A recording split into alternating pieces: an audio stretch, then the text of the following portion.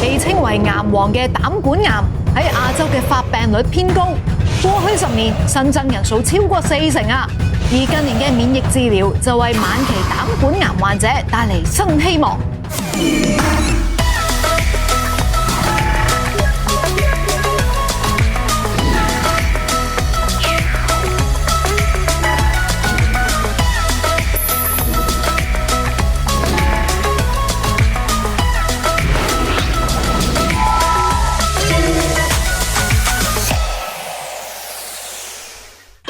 如果你覺得右上腹痛啦、啲尿變黃啦、冇咩食慾啦、體重減輕嘅話咧，有冇問題啊？嗱，如果你講嗰啲症狀拆開嚟聽嘅話，就好似唔係好嚴重啫。我諗好多人都應該會睇定啲，千祈唔好掉以輕心添啊！因為被稱為癌王之中嘅膽管癌咧，早期症狀就係咁樣啦。今集嘅主題就係癌中之王膽管癌。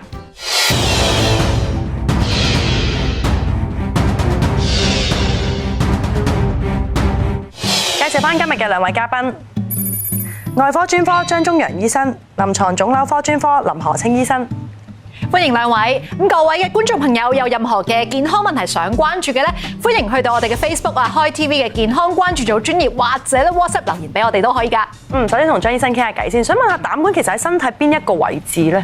膽管咧其實就係一個管道系統咧，咁就負責係將膽汁咧就輸送去到腸臟幫助消化嘅。咁咧膽管咧佢就會首先咧喺肝臟入邊咧有好多細微嘅肝內膽管啦，咁佢哋會匯聚成為肝管嚇左右嘅肝管，咁然後再匯聚成為總肝管。咁喺總肝管咧佢會同膽囊管咧連接埋一齊，最後變成總膽管，再連接埋胰管之後咧就會進入十二指腸。咁佢嘅作用咧，其實係將肝臟細胞分泌嗰啲嘅膽汁咧收集，然之後輸送到去到小腸咧，幫助去吸收同埋去消化咧食物裏邊脂肪嘅成分嘅。咁其實乜嘢係膽管癌咧？同埋我聽聞過咧，即係話呢個係癌中之王嚟嘅喎，係咪真係好惡咁解咧？膽管癌咧，其實佢係一種惡性嘅腫瘤啦。咁呢種惡性腫瘤咧，佢係源自於膽管系統裏邊嘅上表皮細胞嚇，咁喺嗰度生出嚟嘅。咁我哋稱佢為膽管癌啦。咁膽管癌我哋會細分為3種唔同嘅類型，咁分別係肝內嘅膽管癌啦、肛門部分嘅膽管癌啦，同埋遠端嘅膽管癌嘅。咁點解咧會話佢係即係咁癌王啊咁樣嘅？即係其實佢係因為膽管癌嚟講咧，佢嘅預後咧係比較差嘅嚇。咁患者咧可能5年嘅存活率咧只有10至20%，所以咧一般嚟講咧，我哋都會認為佢係一種比較嚴重嘅疾病啦。咁佢同其他癌症有咩分別咧？喺膽管癌嚟講咧，咁有幾種困難存在嘅喺治療上面。首先第一咧，佢喺個診斷上面咧係會有少少嘅困難。原因咧就係喺一啲早期嘅症狀裏邊咧，佢好多時咧就唔係太明顯嘅，尤其是咧可能係肝內膽管癌，因為本身肝臟系統咧佢就冇一個神經系統喺入邊，所以咧喺佢早期發生嘅時候咧，好多時咧病人未必有一啲好特定嘅症狀，咁佢可能係完全冇症狀啦嚇，或者係有時可能純粹係少少上腹唔舒服啊，或者係有少少食慾不振啊呢啲咁嘅情況，咁佢未必係會諗得到係原來肝臟或者係個膽管發生問題。咁喺診斷上面咧，如果有時係出現一啲症狀，例如話去到黃疸嘅時候咧，可能係反映咧嗰個癌細胞咧已經係去到一啲晚期嘅時候先出現都唔定。咁啊，除咗診斷嘅困難之外咧，咁喺治療上面咧，亦都會有佢嘅困難啦。因為膽管系統咧本身咧就同肝臟一啲嘅重要嘅血管咧係好接近嘅。咁而佢個癌細胞咧，亦都相對咧係比較容易係侵入去附近嘅一啲嘅，例如話肝臟啊，或者係血管啊呢啲重要嘅組織。咁變咗咧喺治療上面啊，或者手術考慮上面咧，個技術會有困難啊，風險亦都高啊咁樣。咁而最後咧就係佢喺癌症裏邊嚟講咧，亦都係屬於比較早期或者容易咧係擴散開去，例如話去附近嘅淋巴系統啊，或者肝臟啊、肺部啊呢啲遠端嘅器官，咁令到佢咧即係喺診斷嘅時候咧個預後咧通常都已經比較差。咁頭先講啦，其實就5年嘅存活率咧，可能都係只有10至20%。咁比起一啲例如話可能乳癌啊，或者係前列腺癌啊呢啲癌症咧，佢嘅預後係特別差好多嘅。咁林醫生有冇話即係呢個膽管癌咧個成因係啲咩？會唔會有邊一類咧係高危一族嘅人士咧？其實膽管癌我都分開幾個種類嘅，咁主要有2大類啦，肝內嘅膽管癌同埋肝外嘅膽管癌。咁其實我哋知道咧，原來2種嘅膽管癌咧嗰個風險嘅因素有少少唔同嘅。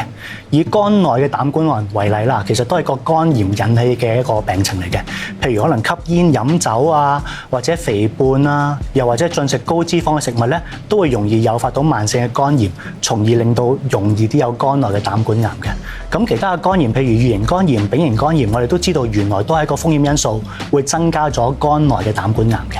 咁相反咧，肝外嘅膽管癌，即係話嗰啲膽管癌唔喺個肝入邊，係出邊嘅膽管咧，嗰啲風險因素有少少唔同嘅，係講緊可能一啲慢性嘅膽管發炎，譬如膽石啊，又或者一啲自身免疫系統疾病導致有膽管炎啊，又或者可能一啲落後啲嘅國家有一啲譬如一啲叫做寄生蟲嘅感染，咁呢啲咧會增加咗有肝外嘅膽管癌嘅機會嘅。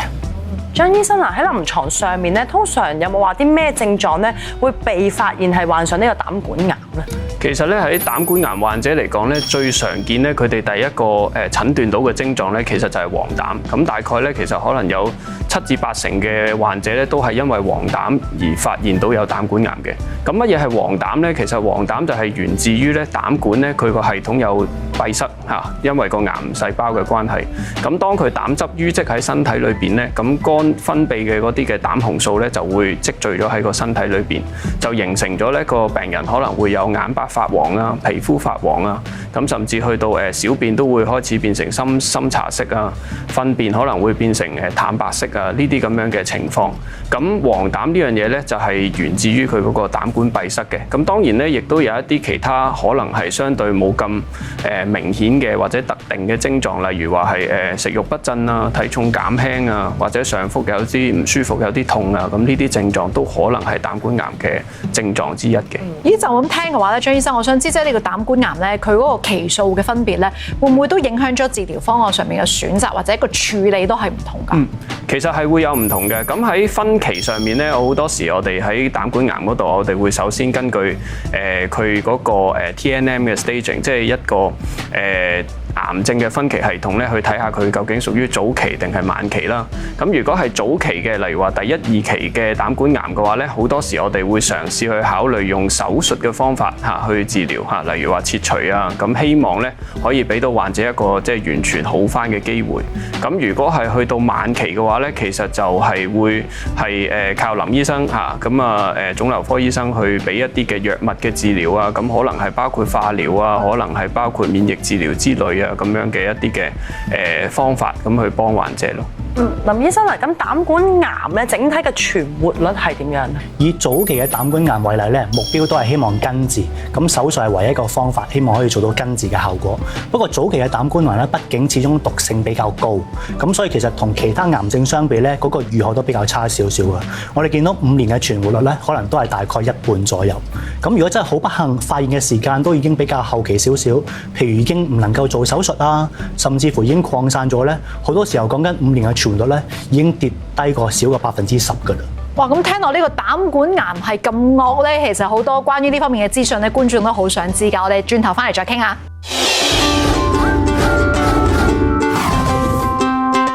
每一次咬到或者生痱滋，口腔潰瘍需要1個月先至會慢慢好返。呢個問題係咪身體上缺乏咗啲咩呢？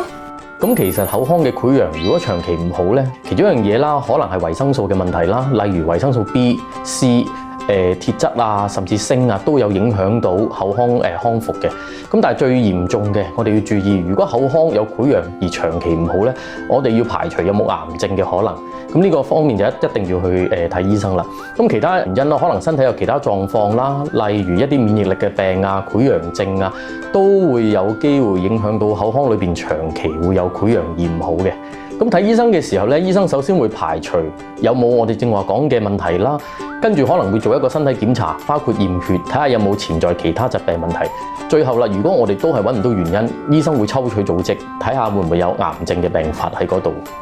女性61歲，多年前身上、手臂、大腿都出現白色、大小不一嘅小圓點，近年仲越嚟越多。睇過醫生話係扁平疣，另一個醫生咧就話皮膚老化同埋曬太陽引起嘅，其實係咩嚟嘅咧？可以點醫㗎？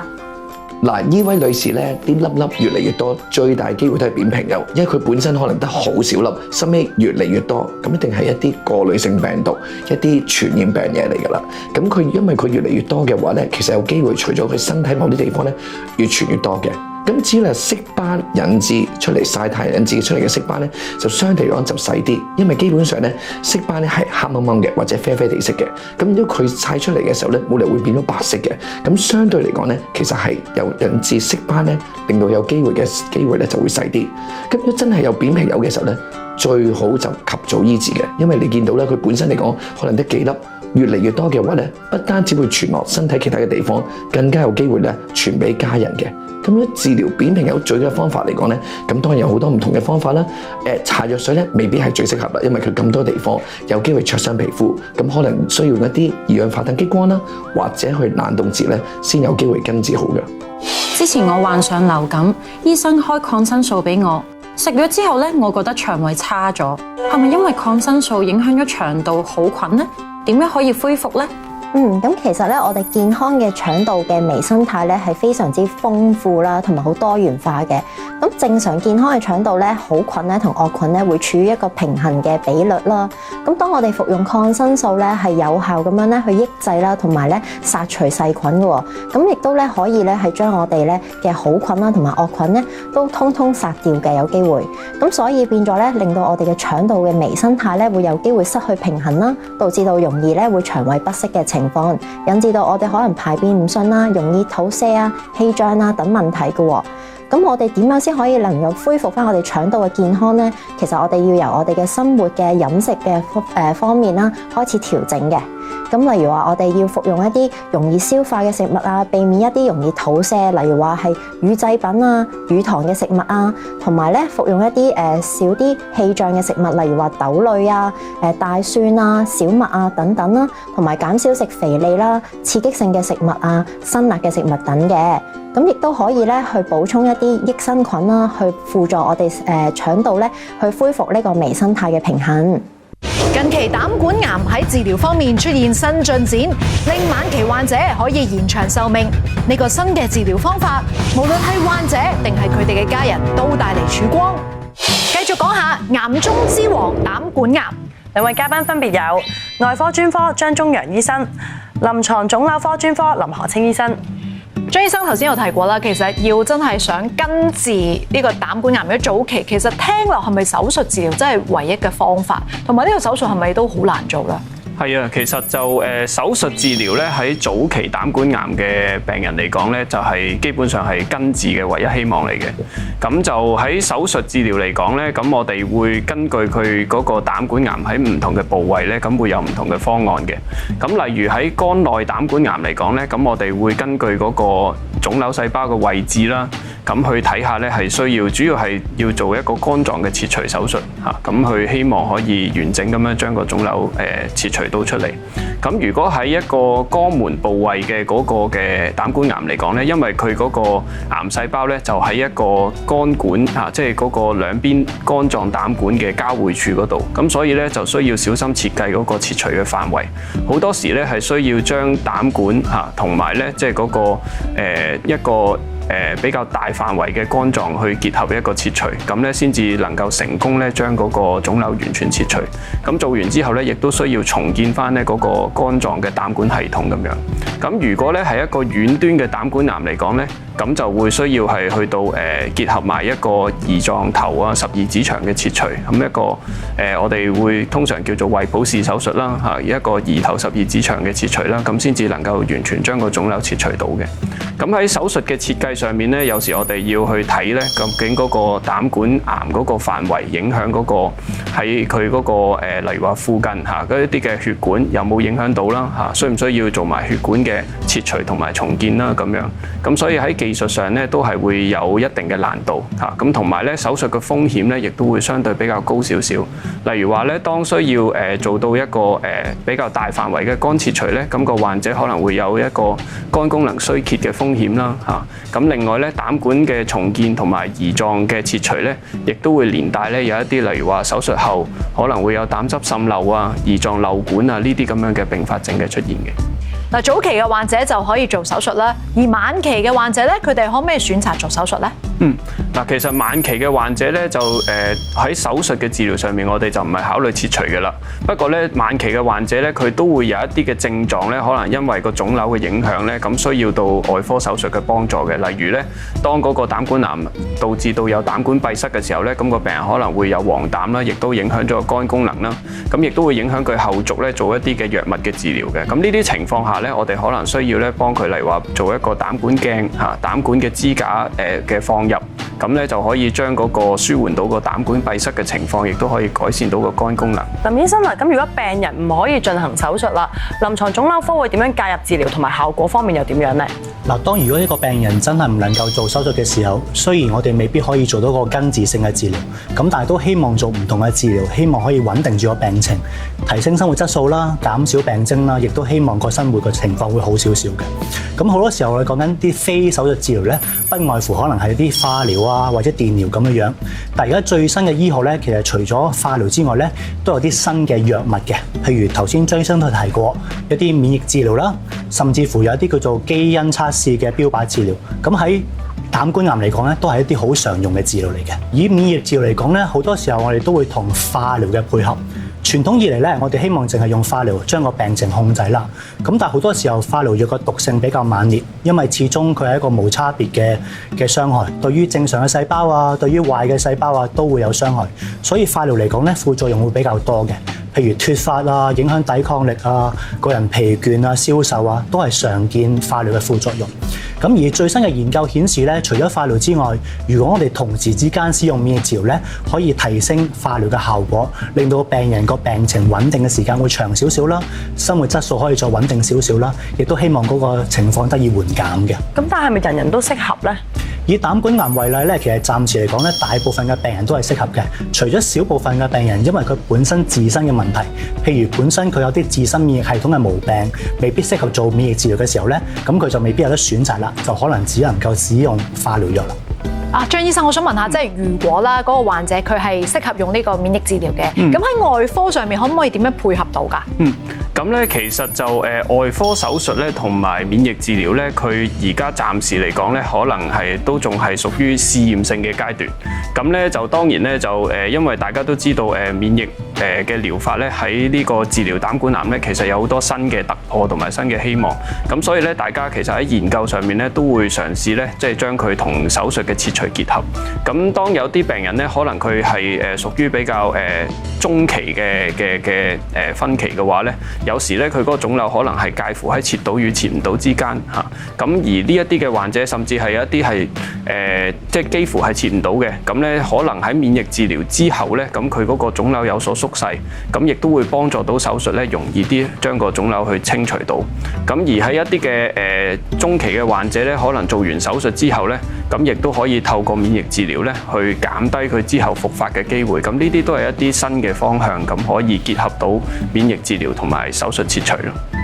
林醫生啊，咁喺腫瘤科嘅角度咧，有冇話啲方法可以令到患上膽管癌嘅風險減低咧？暫時嚟講咧，未必可以講話有一個方法咧可以完全避免發生膽管癌嘅。不過剛才都提過啦，其實有啲風險嘅因素係會增加咗患膽管癌嘅機會嘅，譬如吸煙啊、飲酒啊、高脂肪嘅進食啊，咁呢啲其實都係膽管癌嘅啲風險因素嚟嘅。咁所以總體而言咧，其實做到一個健康嘅生活，避免酒精、避免吸煙，咁啊一個良好嘅生活習慣咧，就可以有助我哋生活提升個健康提升嘅。今日多謝晒兩位嘉賓嘅分享啦，等我哋咧對於呢個癌王嘅了解咧更加多啊，亦都咧知道咧喺治療方面其實都有新希望㗎。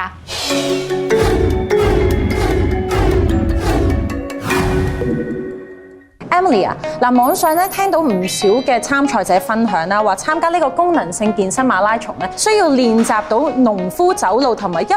米沙袋負重弓箭步喎，係咪真㗎？係啊，雖然咧呢啲器材喺健身室成日都會見到啦，大家都未必會成日會訓練呢兩個動作嘅，但係呢兩個動作喺我哋日常生活咧又會成日用到喎。農夫走路咧就好似拎住兩袋好重嘅餸行路，咁呢個咧就需要我哋嘅手握力啦，我哋肚嘅穩定性啦，而我哋下半身嘅力量咧都好緊要嘅。沙袋弓箭步咧亦都需要我哋單腳嘅力量好多啦，下半身嘅力量啦 ，even 我哋腳趾點樣去行路，點樣去撐翻起自己咧，亦都好緊要嘅。咁正確嘅農夫走路又係點樣嘅咧？好，咁咧我哋會兩隻手每邊拎一個同一個重量嘅壺鈴嘅。咁唔同嘅 division 咧會有唔同嘅重量啦。我哋呢一個咧係女仔嘅重量嚟嘅。好多時候拎起壺鈴嗰一刻咧已經要好注意㗎啦，因為有好多人咧會亂咁拎啦，前後腳啊，或者寒晒背啊，冇鎖實個核心嚟到咁樣拎。咁所以咧記得啦，我哋咧係要拎實佢，鎖實核心，諗住隻腳推走個地下，咁樣拎上嚟嘅。咁拎咗上嚟之後咧，我哋就會咁樣一路拎住兩抽好重嘅餸行200米。呢一個動作咧，除咗要求我哋嘅手握力之外啦，我哋嘅核心個穩定性咧都好緊要嘅。好多時候咧，同學仔會用咗斜方肌或者前臂嘅力嚟到拎起佢，因為我哋想拎重啲，可能會曲咗手踭，咁樣咧我哋就會傷到我哋斜方肌啦，我哋嘅肩頸膊痛咧會更加嚴重。